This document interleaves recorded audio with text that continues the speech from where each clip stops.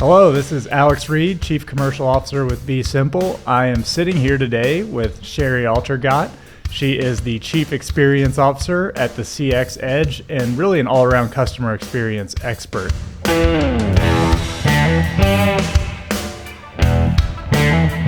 I'm excited to have a conversation with you today because I think, Shari, that customer experience is one of those really big words, maybe even become a bit of a buzzword here recently, but there's a ton of value in it. So excited to dive in and unpack the meaning of that word, why it matters in the manufacturing and distribution community, how companies should be thinking about it, and all that good stuff. But first off, why don't you introduce yourself? Give us a little bit of your background.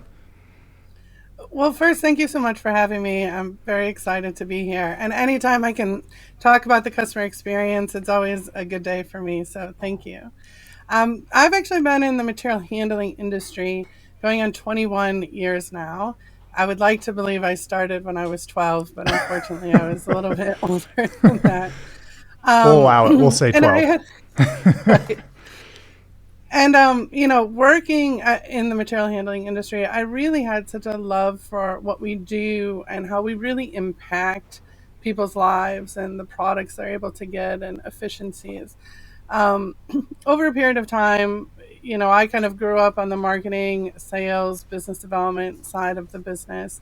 And in 2019, it really got into a point that I felt that I just had kind of maxed out where I was at the time. I left my former company as the vice president of customer experience, and I really saw a need within this space to further explain and capitalize on how we can further help clients with the customer experience. And I love how you opened that up because I totally agree. When I use the word customer experience, a lot of times it's just become this lofty word that I don't know that people fully can tangibly explain what it means. I've done a number of presentations and I always started off with who here in the room thinks customer experience is important, and every single person raises their hand. And then I follow that up with how many in the room have strategies, assets, and resources dedicated to improving the customer experience, and almost zero hands go up. And so I think it's become this thing that people believe it's important, but they're not really sure what to do about it. And I think it's also important to separate customer experience from customer service. It's much like in the marketing world, advertising is a subset of marketing. Customer service is a subset of the customer experience. And kind of growing up on the marketing side of the business, I think as marketeers, one of our main objectives, especially material handling, is to make complicated things easy to understand and explain to the public. So I started really developing this methodology for explaining the customer experience and really came to this place of breaking it down into 4 areas. That when you look at customer experience, it's really just 4 things. It's people, product, process, and feedback. Now, there's a lot in those 4 buckets, But if you can break it down by bucket, it becomes not so overwhelming. I love that. And the other thing I found is, although people, even if they had to understand customer experience, there was always a struggle of, well, everybody's job is customer experience. And that's true, but if it's everybody's job, then it's sort of nobody's job. Right? I mean, there has to be somebody that owns it with the buy-in from other groups within an organization, but it needs to be owned by somebody in order to allocate those resources and in order to drive those strategies. And my perspective has always been that's really owned kind of under a marketing subset of a company. Well, and that's where I was going to go with my next question, because a lot of times I feel like marketing is a kind of a dumping ground for roles and responsibilities in an organization that don't fit neatly. It's like, oh, we'll just toss that over to marketing. So if I'm an organization, I know I need a customer experience strategy. I know I need resources.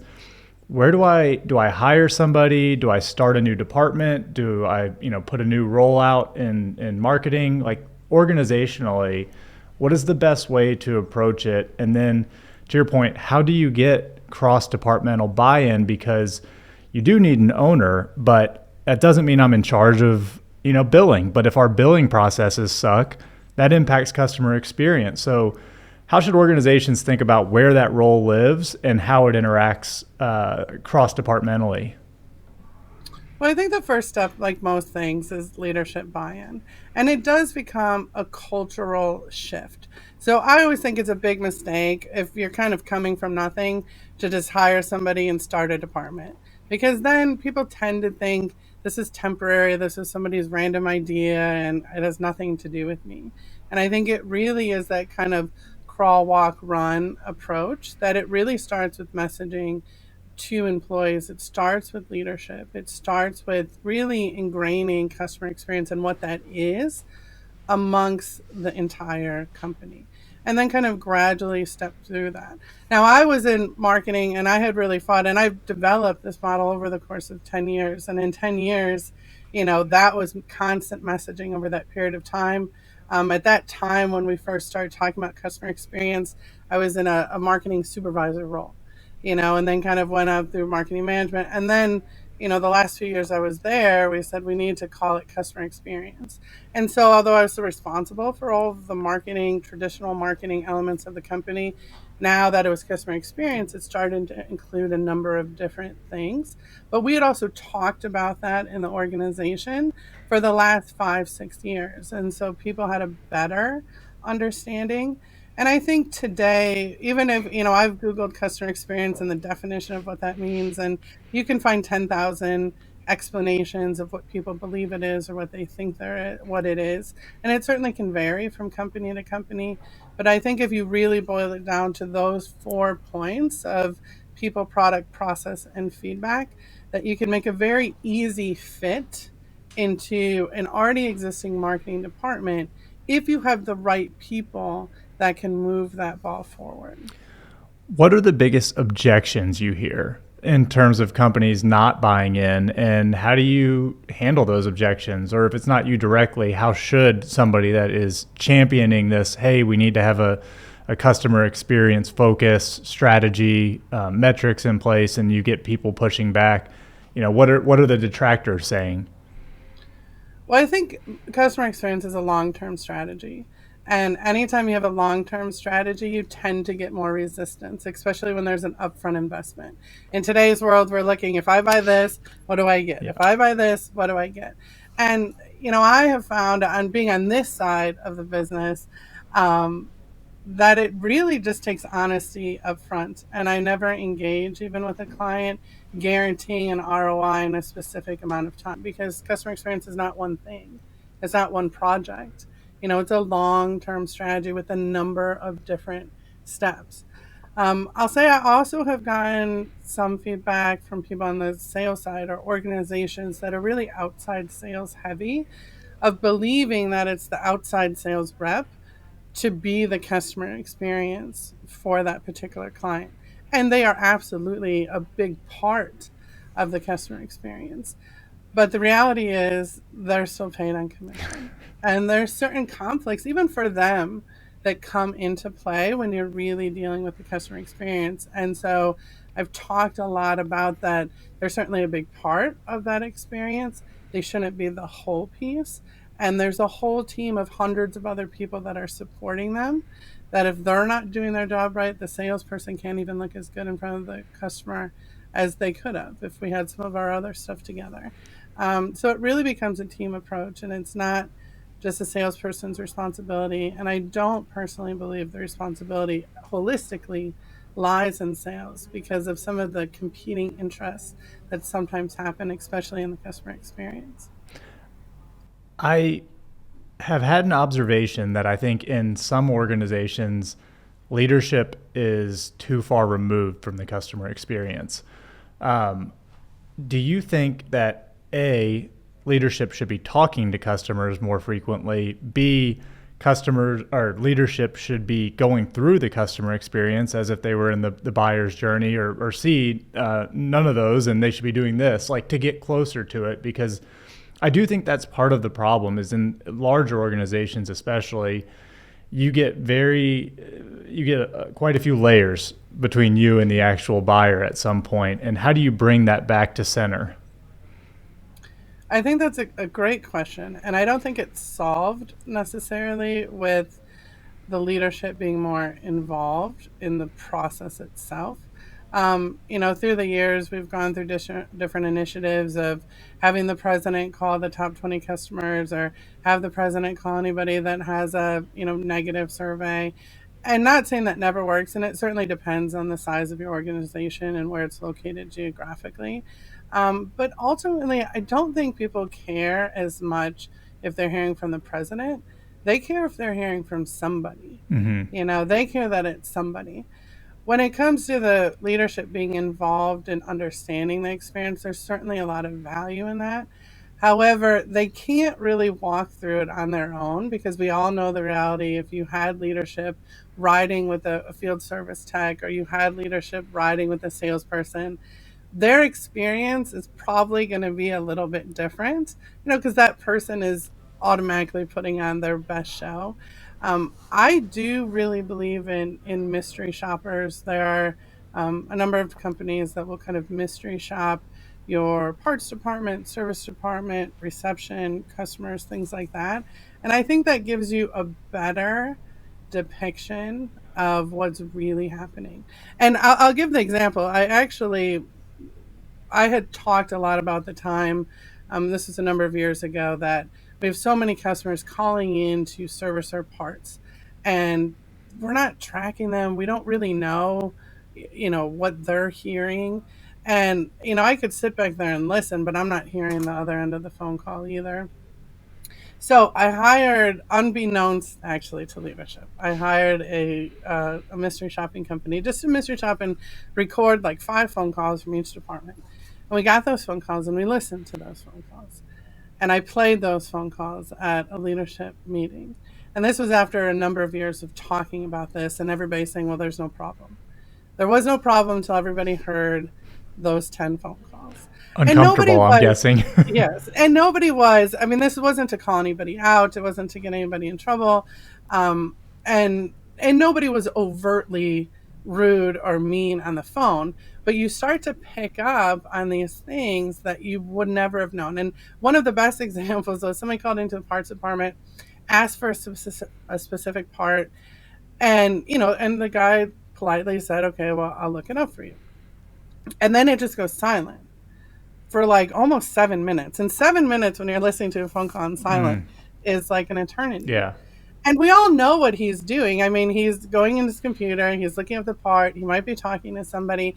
But when you're that person on the other end of the phone call and nobody's checking back in with you, nobody even asked if they could put you on hold, and those might be little things, but certainly having that outside perspective that really we would have never gotten without having some type of mystery shop application really was eye-opening. And from there, I went from, people having they believed in the concept, but not necessarily want to allocate a budget, to having a pretty substantial budget, to helping to fix some of these issues. So I always believe sometimes when you have that type of resistance, data and proof always help you kind of get to that next level, that this is not just my feeling, this is the reality of our situation, and we have a lot of opportunity to improve.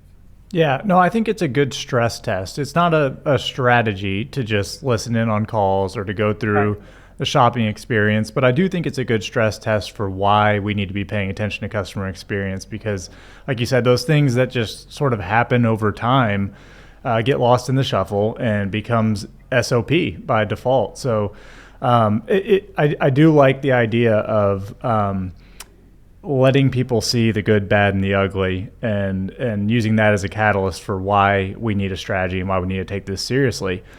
I want to pivot a little bit here into the measurement, and I totally understand that ROI can be a stretch, because this is really kind of a brand and cultural commitment to excellence, because you really believe that it's going to make our company successful. But in any role, you want to know what impact the things you're doing are having on an organization, whether you're in finance, marketing, sales. Everybody has metrics. So what are some of the key metrics that you put in place with clients, or that you've seen really be good indicators that we're seeing some wins from our efforts? Yeah, I think measurement is an incredibly important part of this whole process. Everything I do is measured. We're a very data analytic driven company because I really believe you can't manage what you can't measure. And when people say they want to improve their customer experience, and you ask, well, what is it now? Yeah, is You there a don't know if baseline you actually? right. You don't know if you've ever improved it. So, Yeah. um, I've worked with a lot of clients, and we do a lot of feedback surveys and roundtables and focus groups with clients and employees for our various customers. But I've talked with a lot of companies that really hang their hat on their net promoter score, their NPS. You'll hear people talk about that. And it really is just a score, a survey score, right? Hmm. Every time you go into a gas station, how good was the service? Or anytime you buy something, how good was the service?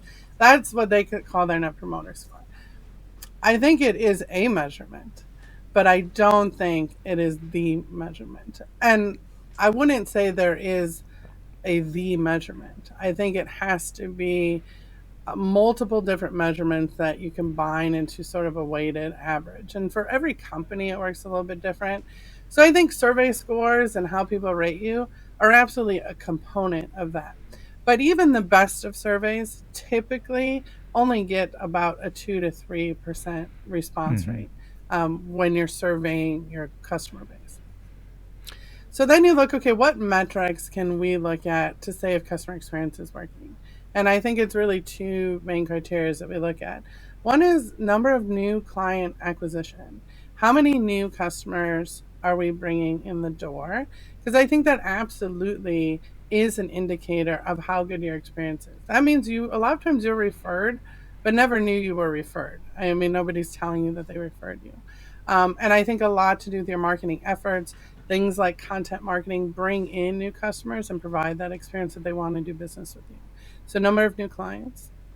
And then we also look at the revenue per client and start to measure if it's increasing or decreasing. So, if people are having a really good customer experience with you, typically their amount of spend with your company is going to Hmm. increase. If they're having, a lot of times you'll find that customers, especially material handling, and let's just use a service example. So a company that's servicing material handling equipment in a large environment, they're billing, monthly for some type of maintenance contract. You'll see some customers actually slowly creep away from you. And you don't notice that unless you're really looking at the financial metrics. And what I mean by that is everybody knows when a customer leaves. They're no longer there, you're no Yeah. longer Yeah. paying Yeah. them. That's usually a big deal. But the reality is they've been probably trying to leave you for much longer than Hmm. when they actually pulled the trigger. So if you start looking at revenue per customer, and if that's going up or down, I think that is a key indicator in terms of loyalty. And I think, for a lot of companies, I've kind of meshed and come up with a weighted average of those three components to come up with what their customer experience score is. And then we benchmark that of if we're improving it or not. How far along is the industry in terms of adoption of customer experience strategy? I mean, are we in the bottom of the first here, or what is your perspective, having been inside a lot of these organizations? Where are we? Yeah, I think we're in the player strike, to be honest. It's not, I think it's still in that stage that people know what it is, or think they know what it is. People believe that it's a good thing, but have zero idea of how to get started.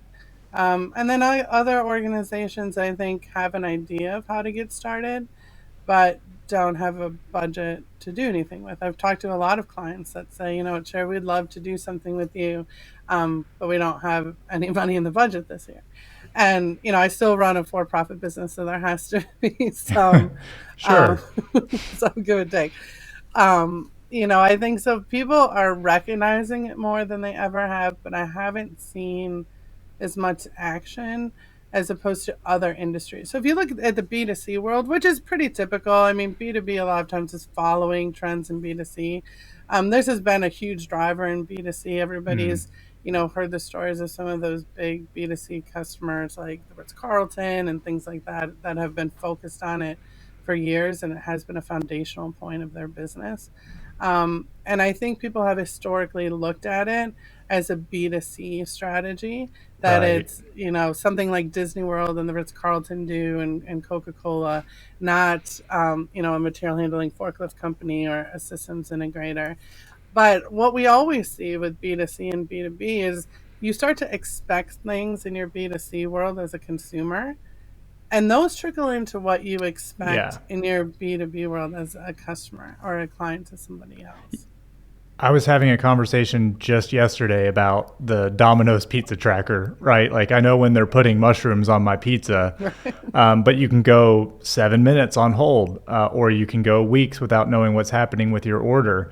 And so part of it for me feels like to get to that stage, though, you have to be really good internally. Like you've got to have your operation streamlined before you can start thinking about customer experience. Maybe talk for a minute about getting your house in order and how that impacts customer experience.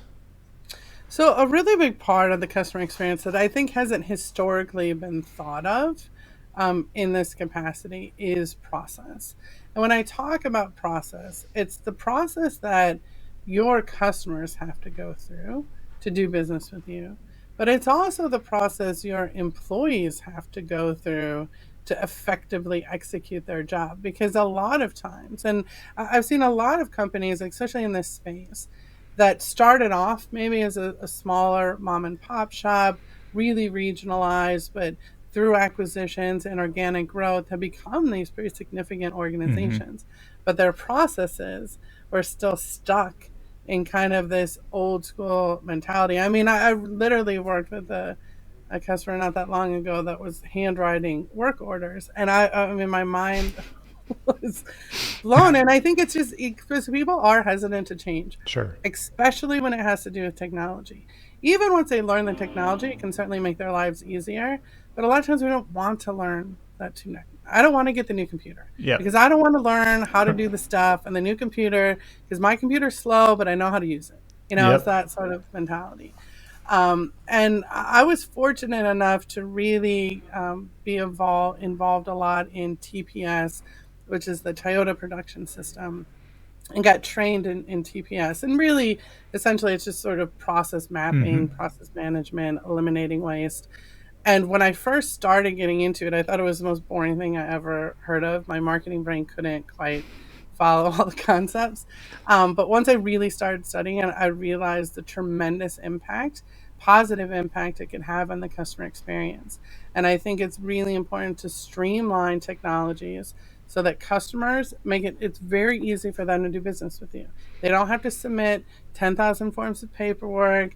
They don't have to wait weeks and weeks and weeks. They don't have to call all the time. And I've found that happening even in previous organizations that I worked for. On the flip side, even with employees, in terms of simple things like requesting vacation days, Mm-hmm. or they now some companies have 10 different places I could get a message from, Yeah. and all of those things complicate the overall experience. So it's the simpler, the better.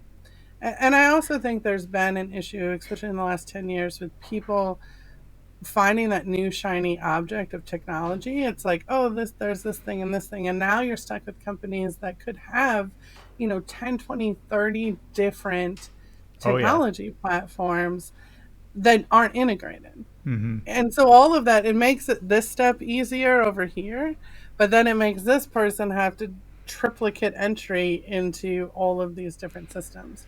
So I think the importance of really streamlining technology, using the most efficient technology, and making it easy for employees to get their job done and make it easy for customers to do business with you is a foundational aspect of the customer experience that I think it's overlooked a lot.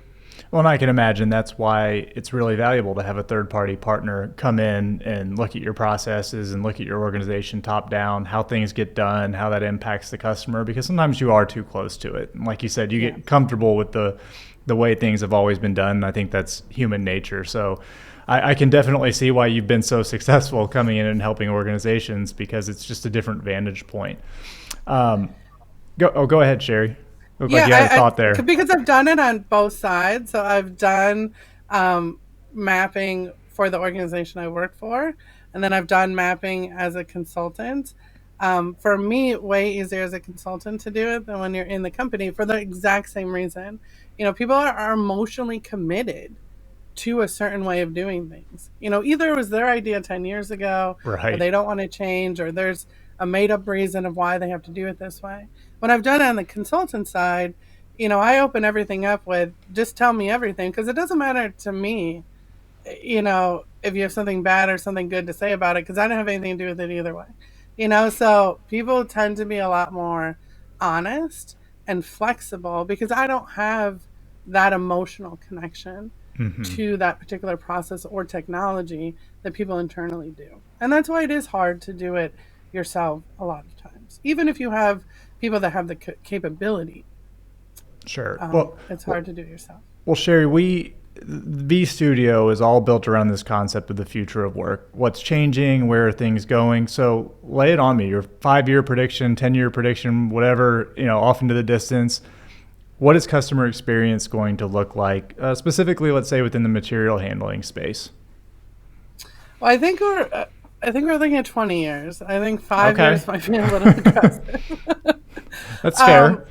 I really think, especially in material handling, there's been a lot of acquisitions over the last 10 years. Small companies are becoming parts of huge companies. That has some disadvantages, but it has a lot of advantages. So I think you're starting to see and will continue to see over the next 5, 10, 20 years a larger implementation of technology and more seamless technology. And I think overall in the B2B world, you're going to start to see a lot of those things you expect, like your Domino's Pizza app.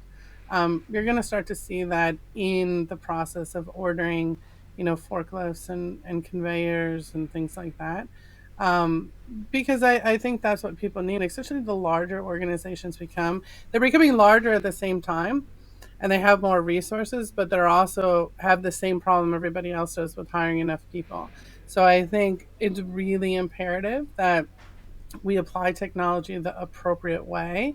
And a lot of people will find maybe they don't need as many people as they thought they did because of efficiencies you can create in those processes. Or you could reallocate people to be more productive and effective to executing the experience. Amazing. Well, I'm going to recap this with something I think was really important that you said at the beginning. It's people, processes, product, and feedback, right? Those are the Yeah, 4 cornerstones of customer those are the four. experience. Good. I was paying attention. But I want everybody to take that away because you can start there today. Look at those 4 things.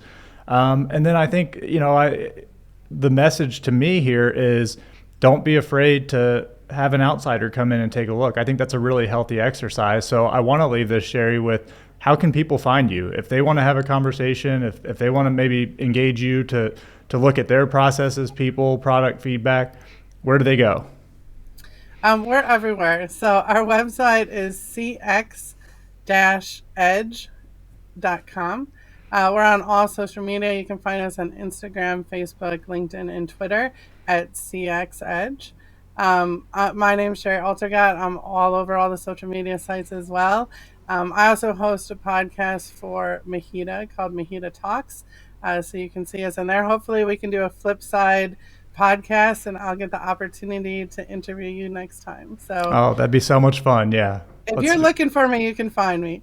Awesome. Well, Shari, thanks so much for having this conversation. I loved it. I hope people learned a lot from it. And I hope that people, if nothing else, will take a look at what customer experience means for their business and at least get the wheels turning on what steps they might take towards building a strategy. So thank you again for coming on. Thank you for having me and thank you for giving attention to this topic because I think it's really important. Absolutely. Thanks, Shari.